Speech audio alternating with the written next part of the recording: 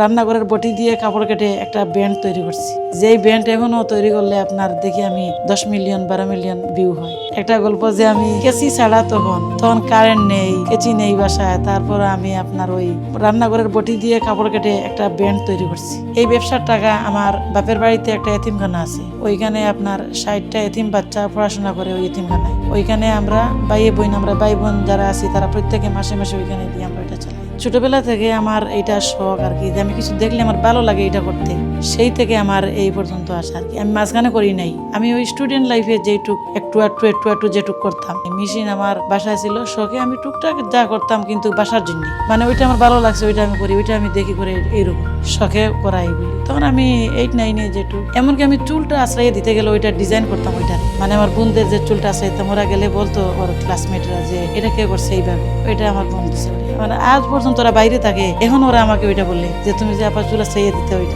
ওই বোনটা আমার সাপোর্ট করছে যেটুক, যে এটা তুমি করো আপা, তুমি করো, এটা মানুষ তোমার পছন্দ করছে এই কাজটা। তো একটু করে দিয়ে আমার তো ভালোই লাগে ওইটা করতে। 5+ স্টার রেটিং প্রাপ্ত দেশের সর্বোচ্চ বিদ্যুৎ সাশ্রয়ী ও eco friendly Walton AC. Walton air conditioner, smart comfort এখন নেক্সট লেভেলে। তো যেই জায়গায় আমার পছন্দ ছিল, আমি যখন 9, 10-এ পড়তাম তখন আমাদের স্কুল ছিল, স্কুলের পাশেই ছিল একটা আপনার ওই টেইলারিং শেখানো। তো আমি বলছি আব্বা আমি একটু সেলাই শিখবো, এরকম ওইখানে আসছে। আব্বা বলছে তুমি সেলাই শিখবা, মেশিন কিনে দেবো কিন্তু শেখার লাগবে না। তখন আমি মেট্রিক পরীক্ষা দিয়ে যখন বাড়িতে আসি, আমরা তো আরেক জায়গায় গিয়ে পরীক্ষা দিতে হইতো, তখন আসার পরে দেখি আমার আব্বা মেশিন কিনে আনছে। তখন ওই মেশিন দিয়ে বলছে তুমি কাপড় টানো, এমনি আমি তোমার শিখে দিতেছি, তা ওইটা শেখা লাগবে না, মানে ওই মেয়ে মানুষ বাইরে যাবে কেন, আবার ওইখানে তো ছেলেরা শেখায়। জন্য তারপর একটু সময় পাইলে আমি ওইটা কাটা, ওইটা কুটি, ওইটা মানে ওই কেসি মেসি এগুলি আমার লাগতো, এই কাপড় চোপড় এটা শখে।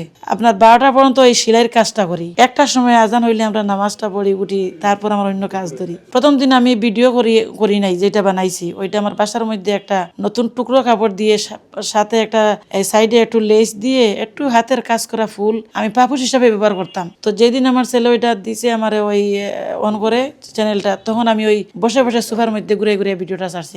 প্রথম একটা পাপুস বানিয়ে আমি ছাড়ছিলাম প্রথম, তারপর দেখা গেছে যে অনেকই ভাইরাল হয়েছে মোটামুটি।